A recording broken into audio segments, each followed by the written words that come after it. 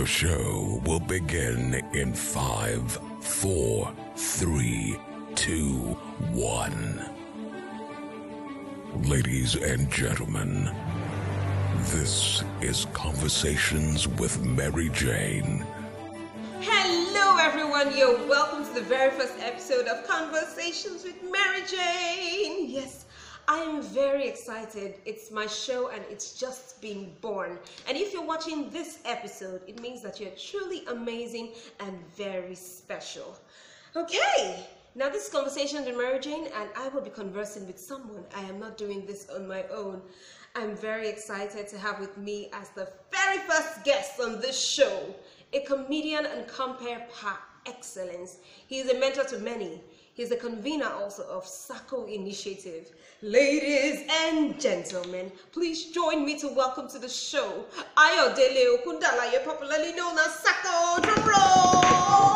Drum roll! Thank you so much. Nice to be at the main edition of your program. Yes, it's the main Conversation with Maryjane. I'm so honored to be the first guest live in the studio. Thank you. I'm so proud of you. Thank you. Oh, that's such a sweet thing to say. Thank you so much. Oh my goodness. Okay. Saco, I've been at so many shows that you have been the host of. Yes. I've been at too many shows where you have performed your comedy and you're simply amazing. Amazing. One thing stands out. You call yourself an ethical comedian. Yeah, compare with a sense of humor. Compare also with a sense of humor. That's some branding right there. Okay, and that's Saco. Yeah.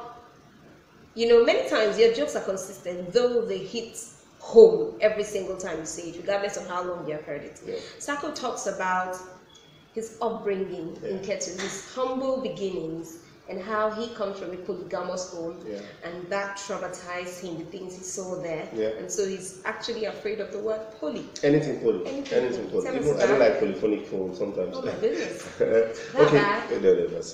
I just, for me, I think going through all that I went through made me a better person, made me have the privilege of mentoring people that feel that they had nothing, and then when I share my story, and they say, if you could go through this story, if you could go through this process, I can't go through this process. Everything in life happens for a reason. Yes, it wasn't funny going through. My mom was the first wife. Well, tentatively, we are 9 now. Tentatively. So I don't know the latest. So when did you discover that you were 9? I discovered we were 9. Actually, 9. I discovered we were 9 in 2010. My mom has 4 children, and my father's older wife has another 4 children. And then when I went to visit my father in Abuja, and I was in Lagos for a long time, I realized that I had a younger brother. It was amazing because how did you take it? I was shocked. Take it well. I was shocked. Well, there was nothing I could do. If I could take 4 other children, and is it going to be the extra one that will not make me? I just met my father. I said, Dad, so I have a younger brother that is 17. Are you in touch with him? Once in a while, I'm in touch with him. We've had some issues, but tentatively. Had some issues where you tried getting him back into your. No. It's someone you've not known. You got to know. I got to know in 2010. So the absorbing him into the family thing wasn't that. Even though he was at my triad, he came from my triad in 2013 family. But you have issues with the older wife, trying to make everybody come together. So tentatively we are 9. Polygamous homes can be very dramatic. It could. It's competitive. So it's a lot, but I'm glad I went through it. Look at you! Look at how you turned out. And you keep telling us about how you were a waiter and how you were always waiting tables and tell us about that. Yes, I was washing plates. Even in a dream, sometimes they used to to wash. Not bad. For me, when I knew back in secondary school, this is what I wanted to do. Especially when I got to SS2, I knew and I belonged to a club that it was easy for you to express your talent. In SS2, you knew you wanted to be a comedian? I knew I wanted to become a comedian. I don't know, who did you see back then? Well, I used to see Alibaba, I used to see a lot of comedians, and then back in church, I used to make people laugh. They called me clown, but I might not have given the definition of comedian, but as I grew older, and then I got to university, I knew 1st of October 2005 became professional for me, because that was when I was paid my professional fee, 5,000 for stand-up comedy. Wow. Collecting 5,000 as a student back in school was a big deal for me. So I chose that date, 1st of October 2005 at the Kwara Hotels back in University of Illinois in Kwara State. And so it's been a long trip. But before then, before I go into school, I used to work as a waiter. I was actually looking I worked as a literature teacher after secondary school, teaching people, teaching WAEC, and then I said, okay, after this, what do I need to do? And then I started working as a waiter. And then for me, the waiting part was service time for me, because it made me, they were paying 500 naira. That's looking back with the advantage of hindsight. Yes. While you were doing that, whilst as a waiter, yes, did you know this, that it was serving time for you? For me, it wasn't. It was survival. It was survival for me at that time, because for me, I had the privilege of also bringing food back home to my mom, because my mom and I was basically fending for my siblings. Were you the first? I'm the first child in the entire family. In the entire family, as in by the grace of God, no, but that I said tentatively, I'm the first. Okay. So for me, it was a lot of, my mom wants to buy something. Sometimes we have curry at home, there's no soup. I have to go buy soup, 100 naira from the Calabar pressing, and then we'll manage. Not now that children have plates, so they take soup. We have to manage. So you pack too much, so your mom say reduce that soup, and then you swallow the eba, so you're taking communion. Yeah. But the rest is history now. Okay, and so for me, it was survival mode, because while I was trying to survive, every Saturday to work as a waiter, I get there 3 hours before the event starts, or even 4 hours to arrange the chairs, and then to arrange the seats and all cutlery. And even after party's over, you have to make sure that all the plates, you break anyone, you've broken 15 naira or 100 naira from your money, so your money is not even complete. And so as I began to do the job, I began to say this was access for me to events. So I began to see people I used to see on TV and call events. Wait, I'm sorry. Okay. You began to say in that time that those were your access to events. You knew that. I knew, and I don't have given definition. So as I grew older and I began to hear motivational speaker talk, I began to hear people talk. I said, okay, this is what I was doing. I wasn't able to place it, so I was always excited to go for events. I was even begging my coordinator then to allow me to stay in the hall, to serve in the hall partly because it gave me an opportunity to see the way the MCs were anchoring events. People I see on TV, and I see them anchoring events, in basketball, Gordon's anchoring event. I'm saying, this is where I'm going to see myself in a few years. Wow. So it was a lot of opportunity for me to always look forward to working as a waiter. And I met a lot of people while working as a waiter. I worked Saturdays, and then redemption camp. I worked at redemption camp for 1 week, during conventions, Mondays to Friday. I'll get there on Sunday before the convention. I leave on Sunday, and then see people travel from different countries, see you serving, and then you are polite, because there was no reason for me to be proud. So humility was the thing, and they say I'm humble, and I'm saying, what do I want to be proud? They say if you're poor and you are proud, then man, you are. The village people have got it. Got it.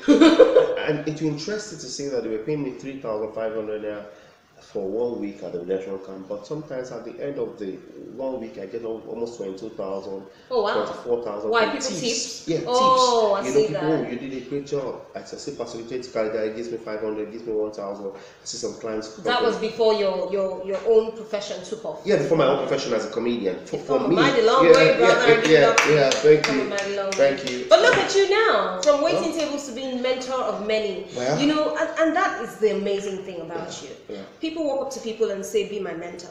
I mean, people have this issue. Yes. And mentors, people who are walked up to, are always worried of, accepting people and mentoring them. Yes. I mean, these days we see people give them rules and regulations, do's and don'ts. Yes.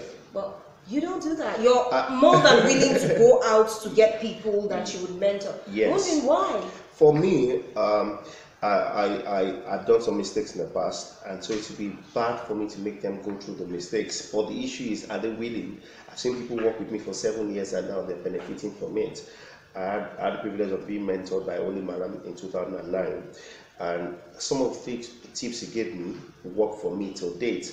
That some of the places where he failed, I didn't fail in the place where he was rejected visa severally, and then just because of those advice that he gave me, I have access to some countries now. Thank God for all the advice that he gave me. But some of the guys you see now, they want you to mentor them because they see you on different platforms. and they feel that when you're mentoring them, you just And instantly give them the exposure. But honestly, though, is that not part of why? It's part of it, but they're not ready to learn the things, the process. Okay. You can't. Yes, you're funny, but sometimes you need to know the kind of jokes to crack. What you see me do is I've gone through several training. Look at everything you're. Yes, I've gone to several trainings, so there's no magic. You've read books. I've booked my flight to different countries to observe what is happening in those countries, to be able to talk about them. I've gone to a 6-month course to learn pronunciation, to learn audience analysis, and then you believe that once you start working with me, you want to get this fall on you. Fall on you. Wow. So for me, I'm teaching them the process, and that's why I started the Saco initiative. The process is always painful. It's always painful. Always painful. But at the long run, it pays you. It's very profitable. Yes. Wow, that's fantastic. So that's raising leaders. Yes. Okay, so from mentoring people to being mentored, I think our Nigerian leaders need some mentoring. Yes, I mean, only recently, the IGP, Mr. Idris, came under serious fire. Social media literally went ablaze with people being transmission and commissioned, to fulfill destinies. I don't know. I mean, what do you think about all? They say it was doctored. Why? They say it was doctored. Oh well, conspiracy theories have come up saying that it was doctored. Some people say he was on drugs. Some different theories. I mean, Abike Dabiri released a tweet saying that, come on, she was right there at the event and that didn't work. That wasn't true. But then again, we watched the video over and over and over and over and over again. For me, I feel they should bring out the original. If it was so doctored, you can say right? it was doctored. So you should push it out to the press and say this is what happened, and it seemed real. So I'm waiting for it. I'm waiting for the transmission, the real transmission, to come out on. Another video came out though. Yes. But that video wasn't exactly. It seemed like the same day. Yes. But it didn't seem at the same time. So he was talking about omission. I don't know what he was trying to talk about. He was saying omission and transmission and all the things he was saying. It was quite different from that script. My joy was really talk about ovulation because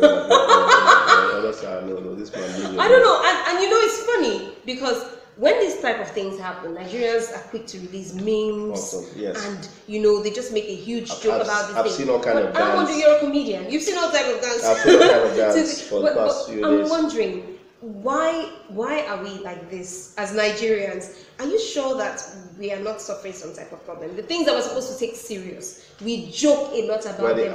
What is it? I personally have an issue with that statement. Isn't that a rather sarcastic statement? We're confident in spite of everything. Come on. Confident. I've seen people at the border in different countries say that when they see a Nigerian on the queue, they know it's a Nigerian because they are confident. Even sometimes they don't even have the prerequisites of entering the country, but they're confident. They're sure that when I get there, anything I want to talk, I will talk.